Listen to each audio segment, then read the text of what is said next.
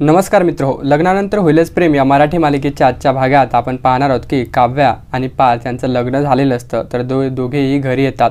तर मागणं वसू असते आणि ती घरात कल्पना असते आणि तिला आवाज येते की कल्पना बाहेर आहे. तर कल्पना सांगते की आता काव्या आणि पार्थचं लग्न झालेलं आहे, हे पोस्टर तू बदल. पार्थचं लग्न हे काव्यासोबत झालं आहे, नंदिनीसोबत नाही. तू आत्तापर्यंत पोस्टर असं का ठेवलं, असं ती बोलते.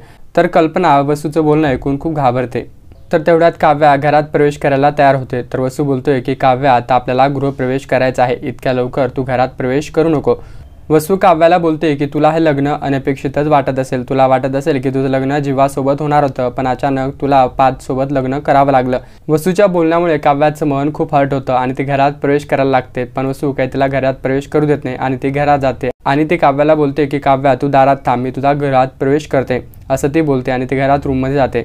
तर वसू इकडं रूममध्ये येते आणि रूममध्ये रम्या असते आणि ती रम्याच्या थोबाडात मारते आणि ती म्हणते की तू इतकी कशी वेडी आहेस, तू लग्न सोडून इकडे का आली, तुला तिथं थांबायचं होतं. तर रम्या बोलते की आई, तू वेडी आहेस का, मी तिथं थांबून काय करणार होते. तर वसू बोलते की तिकडं नंदिनीचं लग्न तुटलेलं होतं, तिकडं पार्थचं लग्न काव्यासोबत झालं, नंदिनीसोबत झालं नाही. नंदिनीला मी लग्नातून किडनॅप केलं आणि नंदिनीचा खोटा व्हिडिओ रेकॉर्ड केला आणि तिला सांगायला लावलं की मी पार्थसोबत लग्न करणार नाही आणि नंदिनीनं ते केलं आणि तिचा व्हिडिओ सगळ्यांना खरा वाटला. त्यामुळे तिथे जमलेल्या लोकांनी पार्थचं लग्न काव्यासोबत लावलं, अशी हकीकत वसू रम्याला सांगते. त्यामुळे रम्याचा पारा चढतो आणि रम्या बोलते की मी हे काय केलं आणि ती मोठ्याने रोडायला लागते. तर वसू बोलते की आता तू ओरडू नको, आता आपल्या सगळ्या प्रयत्नावर पाणी फिरलेलं आहे. तर इकडे दारात काव्याला चक्कर येते. तर तेवढ्यात दारात मंजू येते आणि मंजू बोलते की आता तुम्ही दारात का थांबलेला आहात. तर पार्थ बोलतो की दारात गृहप्रवेश करायचा आहे.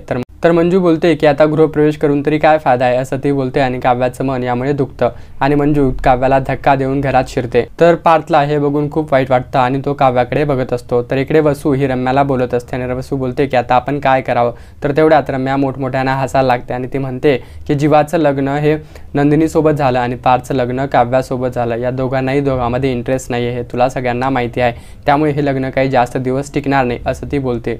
तर रम्याचं हे बोलणं ऐकून वसूला सुद्धा विश्वास होतो आणि वसू बोलते की आता तू काळजी करू नको, हे लग्न आपण लवकरच मोडू, असं ते बोलत असतात. तर मंजू इकडं दारात येते आणि काव्याला म्हणते की आता तुझा गृहप्रवेश करायचा आहे आणि ती म्हणते की वसू ताईला येऊ दे, असं ती बोलत असते आणि मंजू मनातल्या मनात म्हणत असते की तुझं लग्न मी काही जास्त दिवस टिकू देणार नाही, असं ती मनातल्या मनात बोलत असते. त्यामुळे काव्याला खूप त्रास होतो. तर रम्या आणि वसूंचा इकडे प्लॅन झालेला असतो आणि त्या प्लॅनमुळे ते दोघेही खुश असतात आणि इथेच मालिकेचा भाग संपतो. अशाच मराठी मालिकेच्या स्टोरीज जाणून घेण्यासाठी आत्ताच आमचं यूट्यूब चॅनल सबस्क्राईब करून समोरील घंटीचं बटन दाबायला विसरू नका. धन्यवाद.